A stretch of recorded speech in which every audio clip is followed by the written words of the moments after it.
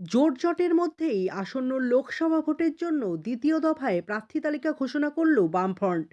তবে এই পর্বে মাত্র 4 জনের নাম ঘোষণা করেছেন ফ্রন্ট চেয়ারম্যান বিমান বসু, যার মধ্যে সবচেয়ে উল্লেখযোগ্য সিপিএম এর রাজ্য সম্পাদক মোহাম্মদ সেলিমের নাম।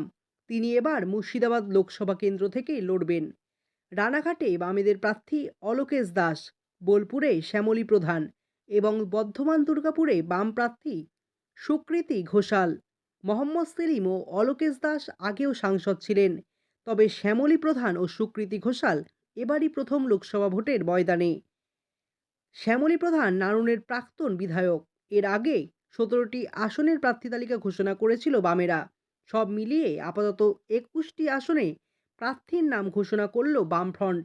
ফ্রন্ট চেয়ারম্যান বিমান বসু জানিয়েছেন, ধাপে ধাপে বাকি আসনগুলোর প্রার্থীও ঘোষণা করবেন তারা। ফ্রন্টের মধ্যে বাকি কেন্দ্রের নামগুলি নিয়ে আলোচনা চলছে। সহমতে এলেই সেগুলো জানিয়ে দেওয়া হবে।